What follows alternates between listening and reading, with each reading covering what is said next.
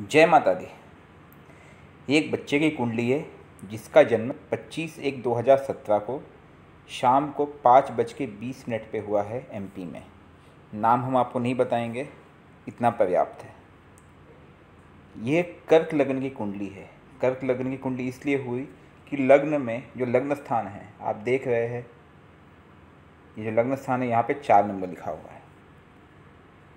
तो लग्न में 4 नंबर लिखने की वजह से कर्क लग्न की कुंडली हुई। किसी भी कुंडली में 12 भाव होते हैं। हमने इस कुंडली में पहले भाव, जहाँ पे लग्न लिखा हुआ पहला भाव है, सब रोमन नंबर में दिखाया हुआ है। पहला भाव, दूसरा भाव, उसके बाद जहाँ पे धन वाणी कुटुंब का जहाँ 5 नंबर लिखा है, जहाँ 6 नंबर लिखा हुआ तीसरा भाव, ऐसे ही हमने रोमन नंबर में 12 भाव दिखाया हुआ है। अब हम कुंडली का विश्लेषण करते हैं, थोड़ा डिटेल में जाते हैं। कुंडली हमें क्या बताती है, क्या कहती है। कर्क लग्न की कुंडली है, इसका मतलब ये हुआ कि इसके स्वामी कौन हुए? चंद्रदेव। चंद्रदेव कहाँ बैठे हैं? चंद्रदेव बैठे हैं किस भाव में? 6ठे भाव में। ठीक है। अब इस कुंडली में सबसे पहली बात, कोई भी ग्रह उच्च का नहीं है, कोई भी ग्रह नीच का नहीं है, कोई भी ग्रह अस्त नहीं है। ये एक अच्छी चीज़ है कि नीच का कोई ग्रह नहीं और कोई ग्रह अस्त नहीं है, और ना ही कोई विशेष दोष बनते हैं। जैसे कई कुंडली में अमावस्या दोष होते हैं, ग्रहण दोष होता है, शापित दोष होता है, विष दोष होता है, कई अन्य तरह के दोष बनते हैं, मंगल के दोष होते हैं या फिर गुरु चंडाल दोष होते हैं, बट ऐसे कोई भी दोष इस कुंडली में नहीं बनता है। दूसरी बात, लग्नेश की डिग्री 7 डिग्री है। तो 7 डिग्री के करीब में जितने ग्रह हैं, जैसे कि सूर्य 11 है, चंद्र 12 है, फिर मंगल 4 है और राहु केतु 10 है, इनका प्रभाव ज़्यादा होगा। ये हमने आपको पहले भी बताया है कि अगर लग्नेश के आसपास की डिग्री होती है तो उन ग्रहों का प्रभाव कंपेरिंगली बेटर रहता है, भले अच्छा प्रभाव हो या बुरा प्रभाव हो। क्योंकि ये कर्क लग्न की कुंडली है तो इनके लग्नेश चंद्र हुए, धनेश हुए सूर्य देवता, लाभेश हुए शुक्र, भागेश हुए गुरु, इष्ट हुए मंगल देवता और सुखेश हुए फिर से शुक्र देवता। अब अच्छी बात यह है कि इनकी कुंडली के योग कारक ग्रह मंगल और गुरु है। मंगल बैठे भाग्य में, जो कि 10वें भाव और 5म भाव के स्वामी हैं। 10वें भाव जहाँ पे 1 नंबर लिखा है मेष राशि, और जहाँ पे 8 नंबर लिखा है वृश्चिक राशि, उन दोनों के स्वामी मंगल देवता है जो भाग्य में बैठे। इसका अर्थात ये हुआ कि व्यक्ति का जो भाग्य है वो कहाँ से खुलेगा? अपनी मेहनत से, अपनी पढ़ाई से, विद्या से, और दूसरा है कर्म से, नौकरी से, जो कि पिता का कारक है, व्यापार से। ये बात तो क्लियर हो गई। दूसरे शुभ ग्रह है गुरु महाराज, वो कहाँ बैठे? पराक्रम भाई बहन के स्थान पे, और उनके स्थान कौन से? एक है 9 नंबर और दूसरा है 12 नंबर। अब 12 नंबर कहाँ है? भागेश, मतलब भागेश, भाग्य के स्थान पे मंगल बैठा हुआ है। और मंगल किसके घर में बैठा है? गुरु के घर में बैठा है, और वो खुद कहाँ बैठा है? पराक्रम भाई बहन के स्थान पे बैठा है, लेकिन चलित में वो चले जाते हैं माता गाड़ी मकान के घर पे। अर्थात गुरु इनका बहुत ही शुभ है, जो इनको लाभ देगा भविष्य में भी। लेकिन हाँ, गुरु के पास एक घर और भी है जो कि शत्रु रोग ऋण का, वो है 9 नंबर 6ठा भाव, और वहाँ पे बुध और चंद्र बैठे हुए हैं। खैर, हम इस पर चर्चा करेंगे कि वहाँ पे कुछ दोष नज़र आ रहा है, लेकिन वो ऐसे पूर्णतः कोई दोष नहीं है। लेकिन 6ठे और 8वें भाव में अगर ग्रह हो तो उसको थोड़ा सा विशेष तौर पे देखना आवश्यक हो जाता है।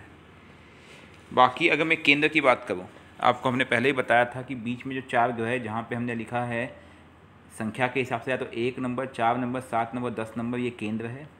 और 4 नंबर, 8 नंबर और 12 नंबर इस कुंडली के हिसाब से वे हो जाते हैं त्रिकोण। अब केंद्र और त्रिकोण में कितने ग्रह हैं? केंद्र में केवल एक ही ग्रह है, वो है सूर्य, जो कि पत्नी, व्यापार और साझेदार के इसमें बैठा हुआ है।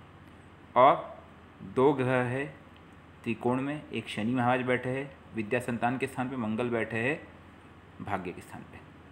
तो मंगल तो योग कारक को हमने पहले ही बता दिया। अब हम बात करेंगे सूर्य की। सूर्य से हम आरंभ करते हैं और स्टेप बाय स्टेप एक एक ग्रह को लेते जाएंगे। देखिए सूर्य देवता जो है वो 5 नंबर के स्वामी है, अर्थात सूर्य यहाँ पे धनेश है और खुद कहाँ बैठा है, पत्नी व्यापार साझेदार, अर्थात इस व्यक्ति के जीवन में धन लाभ कब होगा, विवाह के बाद, जब उसका विवाह होगा उसके बाद। लेकिन सूर्य देवता धनेश होते हुए बैठे कहाँ हैं, पत्नी के स्थान पे, व्यापार के स्थान पे, और वो घर किसका है, 10 नंबर, वो है शनि का घर। शनि और सूर्य या सूर्य और शनि ये पिता पुत्र है और इनमें आपस में बैर है। शनि इनको अपना शत्रु मानते हैं, इसलिए बस एक छोटी सी प्रॉब्लम ये हो सकती है फ्यूचर में शादी के बाद कि पत्नी से कुछ नोक-झोंक या कुछ झगड़े हो सकते हैं। इसलिए आपको सलाह दी जाएगी उस समय आपको शनि और सूर्य का उपाय करना पड़ सकता है भविष्य में। इसलिए शनि तो हमने पहले ही कह दिया, क्योंकि शनि आपकी कुंडली में मारक ग्रह भी है। तो अगर एक तरफ आपका भाग्य उदय होगा लेकिन दूसरी तरफ वो आपको नुकसान भी पहुंचाएंगे, गुस्सा उत्पन्न करेंगे जीवन में, ठीक है। और सूर्य धनेश है तो वो धन आपका भाग्य उदय जो दिख रहा है जब आपकी शादी होगी या जब आप व्यापार में घुसोगे उसके बाद ही होगा, अच्छा जो एक्चुअल धन कमाने का समय होगा। अब हम आगे बढ़ते हैं एक एक करके। सूर्य के बाद बात करते हैं चंद्र की। चंद्र कौन है, लग्नेश। लेकिन लग्नेश बैठे कहाँ हैं, रोग ऋण शत्रु के भाव में। ये अच्छी चीज़ नहीं है, यह रोग के कारक हो सकते हैं। हो सकता है इस समय भी बच्चे को कोई ना कोई दिक्कत या आने वाले समय में कुछ ना कुछ दिक्कतें रह सकती है, पेट की दिक्कत जैसे कि एसिडिटी की दिक्कत, काइंड ऑफ थिंग। अब इस केस में इस कुंडली में हेल्थ को लेकर के मुझे 2 जगह कंसर्न आया। एक आया जहाँ 11 नंबर लिखा है अष्टम भाव में, दूसरा छठे भाव में जहाँ 9 नंबर लिखा है। खैर अभी हम शुक्र पे गए नहीं, हम स्टेप बाय स्टेप जाते हैं। तो चंद्र दिक्कत दे सकता है। अगर बच्चे की हेल्थ में दिक्कत हो तो चंद्र कवच का पाठ करें, और अगर बच्चा खाता पीता हो तो रात के समय दूध ना पिलाए तो बेहतर रहेगा। और भी कुछ उपाय है चंद्र के जो हमने पहले भी वीडियो में डाले हुए, आप उन्हें भी देख सकते हैं, ठीक है। अगर हेल्थ इश्यूज़ नहीं है तो नथिंग टू वरी, क्योंकि ये लग्नेश है तो लग्नेश का उपाय तो करना पड़ेगा। जब भी हेल्थ इशू बच्चे को होगी तब आपको लग्नेश का उपाय तो एक करना ही पड़ेगा, क्योंकि चंद्र जो है शत्रु रोग ऋण के भाव में बैठा। लेकिन जहाँ पे चंद्र शत्रु ऋण के भाव में बैठा है वहीं चंद्र के साथ बुध आ जाते हैं, और बुध और चंद्र मिलकर के विपरीत राजयोग की परिस्थिति बनाते हैं। क्योंकि बुध जो है वैश भी है, अर्थात वो 3 नंबर के मालिक हैं मिथुन राशि के, जो कि द्वादश भाव है। तो वो यहाँ पे बैठने से वो एक विपरीत राजयोग की परिस्थिति बनती है, जो धन मकान गाड़ी सुख बहुत कुछ दे सकता है इनको भविष्य में अगर उन्होंने कर्म किया तो। अब बुध और चंद्र की डिग्री देख लें। बुध 18 डिग्री है और चंद्र है 12 डिग्री है, तो दोनों में समानता काफ़ी अच्छी होगी, इसमें कोई शक नहीं है। थोड़ा सा हम आगे जाते हैं, इसके बाद गुरु की बात कर लेते हैं। गुरु महाराज जिनके पास 2 भाव है वो कहाँ बैठे हैं, तीसरे भाव में। तीसरे भाव में पराक्रम भाई बहन के। लेकिन जो हमने गुरु की डिग्री देखी तो 29 डिग्री है, तो बेसिकली वो तीसरे और चौथे भाव दोनों को देख रहे, ये एक अच्छी चीज़ मिली। चौथा भाव जो है वो है शुक्र देवता, जो कि गुरु की करीबी नहीं है, मतलब गुरु के शत्रु पक्ष के हैं। लेकिन जो छठा भाव तीसरा भाव है 6 नंबर, वो बुध देवता है, वो इनके मित्र है। तो मोटा मोटा देखा जाए तो गुरु इनको शुभ ही रहेंगे। गुरु के कारण इनको भाई बहनों से प्रेम स्नेह मिलेगा, साथ ही साथ इनको माता मकान गाड़ी का सुख मिलना है। लेकिन एक संभावना पूरी बनती है इसमें कि इनको एजुकेशन में एक सेट मिल सकता है, मतलब पढ़ाई के समय एक छोटा सा झटका, यानी कोई भी कारण हो सकता है, एक छोटा सा ब्रेक कुछ दिनों के लिए, इसकी संभावना पूरी बनती है। अब हमने मंगल की बात कर ली, गुरु की बात कर ली, सूर्य और चंद्र की बात कर ली। बुध की बात करते हैं। बुध वैश के साथ साथ पराक्रमेश भी है, और बुध लेकिन शत्रु रोग ऋण के जगह बैठे हुए हैं। तो बुध भी इनको कई तरह के रोग या बीमारी के कारक बन सकते हैं, लेकिन वो अभी नहीं बनेंगे, क्योंकि चंद्र तो लग्नेश है, तो चंद्र तो मैंने बता दिया कि करना ही पड़ेगा उपाय। लेकिन अगर बुध की अंतर्दशा महादशा आती है तो उस समय आपको बुध के मंत्र का जाप ओम बूम बुद्धाय नमः का करा दीजिएगा, बेहतर होगा। आप चाहे तो किसी योग्य पंडित को ला करके भी उसके मूल मंत्र का पाठ करा करके हवन करा दीजिएगा। और उस समय अगर बच्चे को आप हरे कपड़े या हरी चीज़ का दान कराते हैं और हरे कपड़े पहनाते हैं तो उससे भी बच्चे को लाभ होगा। तो महादशा अंतर्दशा देखना तो आप लोग सीख ही गए होंगे, जो हमने पहले भी ट्रेनिंग दी हुई है। अभी तो केवल बच्चे की शुक्र की महादशा चल रही, अंतर्दशा सूर्य की है। शुक्र की महादशा चलेगी लगभग जून 2037 तक, और इस समय सूर्य की अंतर्दशा चलने वाली है अक्टूबर 2021 तक, और अक्टूबर के बाद चंद्र की अंतर्दशा शुरू हो जाएगी। तो मैंने इसलिए यहाँ पे लिख दिया है कि चंद्र का भी आपको उपाय करना पड़ सकता है अगर दिक्कत बनती है तो। अब हम आगे बढ़ते हैं, आगे जाएंगे शनि से। शनि यहाँ पे 2 घर लेते हैं, एक सप्तमेश और अष्टमेश। सप्तमेश अर्थात पत्नी साझेदार व्यापार, और सप्तमेश में शुक्र देवता बैठ गए। तो ये एक दिक्कत वाली बात है। भले विवाह से इनको धन लाभ होगा, व्यापार में लाभ होगा, फ़ायदा होगा, लेकिन कुछ अनबन पत्नी के साथ इनकी बन सकती है। तो उस समय कुछ उपाय आपको करने पड़ेंगे, शनि और सूर्य दोनों का। लेकिन शनि का तो आप अभी से ही कर दे। इसका एक कारण और है, क्योंकि शनि जो है वो अष्टमेश भी है। तो अगर अष्टमेश थोड़ा सा अगर शांत हो जाता है तो शनि में जो शुक्र केतु बैठे हुए हैं उनका प्रभाव कम हो जाएगा। इसलिए हमने शनि का कहा है कि शनि का आपको या तो शनि मंदिर जाए, साथ ही साथ हमने अगर बच्चा थोड़ा बड़ा हो जाता है तो रुद्राक्ष की माला या रुद्राक्ष की माला से मंत्र जाप, ये दोनों उसके लिए लाभकारी रहेगा। शिव मंदिर जाया करें हर सोमवार को, इससे शनि भी शांत होंगे, चंद्र भी शांत होंगे। क्योंकि देखिए, शिव मंदिर जाने से चंद्र शनि इन दोनों की जगह पे इन बच्चे को लाभ होगा। तो हर सोमवार अगर आप शिव मंदिर जाते हैं, उससे शिव को जल छुड़वाते हैं बच्चे से, ये बहुत ही अच्छा होगा बच्चे के लिए। और शनि जिस स्थान पे बैठा है विद्या संतान के, वो मंगल का घर है, तो वो थोड़ा सा कई बार दिक्कत क्रिएट कर सकता है। अब हम बात करते हैं सबसे इम्पोर्टेंट शुक्र की, क्योंकि इनकी शुक्र की महादशा चल रही है। और शुक्र जिस जगह बैठा है ये थोड़ा गलत जगह है, लेकिन जब वो चलित में देखते हैं तो शुक्र ही चला जाता है मंगल की तरफ। शुक्र मंगल का योग बहुत ही शुभ है। एक प्रकार से देखा जाए, शुक्र मंगल की जब मैंने डिग्री देखी, शुक्र 28 डिग्री पे है, मंगल मात्र 4 डिग्री पे है, तो दोनों के बीच का अंतर केवल 6 डिग्री का होता है। तो ये भाग्य उदय कारक है। लेकिन कर्क राशि में शुक्र जो है वो मारक के रूप में आता है। यह एक पॉइंट है जो हमें समझने की ज़रूरत है। और शुक्र के पास 2 घर है, एक सुखेश का घर है और एक लाभ का घर है। तो इसलिए शुक्र का उपाय आपको करना आवश्यक है। ओम शुभ शुक्राय नमः शुक्र का मंत्र है। आप चाहे तो किसी पंडित से भी इसका अनुष्ठान करा सकते हैं।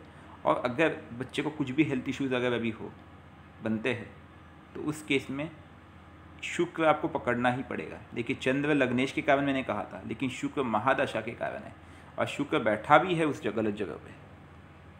तो जीवन काल में ध्यान रखना कि जब तक 2037 तक अगर शुक्र की महादशा के समय बच्चे को कुछ भी दिक्कत बनती है तो शुक्र का आपको उपाय करना पड़ेगा।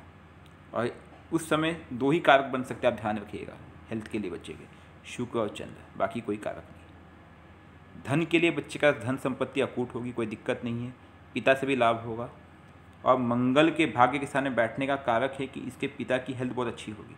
अच्छा, एक चीज़ और है जो आप लोगों ने ध्यान दिया हो, मंगल की जो दृष्टि है, मंगल की दृष्टि कहाँ जा रही है?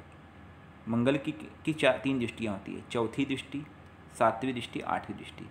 मंगल की चौथी दृष्टि जा रही है व्यय हानि की जगह, और मंगल की जो 8वीं दृष्टि जा रही है वो कहाँ जा रही है? सुख के स्थान पे, माता, गाड़ी, मकान। ये सीधा सीधा दिखाता है, और वो घर शुक्र का है, शुक्र मारक है। वो सीधा सीधा दिखाता है कि मंगल की 8वीं दृष्टि माता के स्थान पे जा रही है। इसका मतलब माता की हेल्थ की इशू पक्का दिखाती है, अर्थात माता का स्वास्थ्य ठीक नहीं होगा। ये मंगल खुद दिखा रहा है यहाँ पे इस कुंडली में। और मैंने माता की कुंडली अभी कुछ दिनों पहले ही देखी थी, तो उससे मुझे क्लियर समझ में आया था कि उनको हेल्थ इश्यूज़ है, और वो इस कुंडली में भी दिख रहा है। देखेंगे मंगल की 8वीं दृष्टि, देखिए मंगल इस समय कहाँ पे है, कौन से भाव में? 9वें भाव में है। तो इनकी 8वीं दृष्टि क्या हुई? पहली, दूसरी, तीसरी, चौथी, 5वीं, 6ठी, 7वीं। 7वीं दृष्टि कहाँ पे हो गई? तीसरे भाव में, जहाँ पे 6 नंबर लिखा है। और 8वीं दृष्टि कहाँ पे जाएगी? जहाँ पे 7 नंबर लिखा है, चौथा भाव, जहाँ पे माता, गाड़ी, मकान। तो ये तो क्लियर हो गया, ठीक है। और शुक्र की महादशा मतलब मिक्स फल देती होगी, इसमें कोई शक नहीं है। बाकी बच्चे की कुंडली अच्छी है, कोई दिक्कत नहीं है, बस थोड़ा लग्नेश गलत जगह बैठा हुआ है। और मैंने ये भी देखने की कोशिश की, लग्नेश की डिग्री तो वो भी अच्छी खासी स्ट्रॉन्ग है, 12 डिग्री के आसपास। तो इसलिए चंद्र का उपाय और साथ ही साथ शुक्र का उपाय आप कीजिएगा, ये आवश्यक है। अब मैंने इसमें केतु इसलिए लिखा है क्योंकि राहु जो केतु है वो कर्क लग्न के लिए अच्छे नहीं होते, नुकसान ही करते हैं। कर्क लग्न में राहु केतु यूजुअली नुकसान करते हैं, और उसमें भी केतु अष्टम स्थान में बैठा हुआ है। तो इनका भी उपाय भविष्य में करा लेंगे तो बेहतर रहेगा। और व्यक्ति को अगर भविष्य में आगे बढ़ना है तो इनके लिए योग कारक ग्रह मंगल और गुरु ही होंगे, जो बच्चे को आगे लेके जाएंगे, उसका भाग्य बनाएंगे और भविष्य में बहुत आगे जाएगा बच्चा। क्योंकि चंद्र बुध भले हेल्थ इश्यूज़ दे रहे हैं, लेकिन वो जहाँ पे बैठे वो उन्होंने विपरीत राजयोग बना दिया है। तो अगर बच्चा कर्म करता है, मेहनत करता है, तो धन की वृद्धि होगी। और शनि विद्या के सामने बैठा है, मतलब वो उससे मेहनत कराएंगे जो शनि देवता। ये मुझे सीधा सीधा दिख रहा है इस कुंडली में। ये व्यापार में बच्चा बहुत मेहनत करेगा, कर्म करेगा, और ये अच्छी चीज़ है। देखिए, मनुष्य अपने भाग्य को बदल सकता है केवल कर्म से, और विचार ही हमारे भाग्य के निर्माता है। इन दो चीज़ों को हमें समझना होगा। ये जो कुंडली हमें मिली है, ये हमारे पिछले जन्मों के प्रारब्ध है, और अब हम कर्म करके इसे बदल सकते हैं, विपरीत को भी प्रीत में बदल सकते हैं। तो बच्चे के लिए सलाह यही है, जब वो बड़ा हो जाए तो रुद्राक्ष की माला पहनाइए।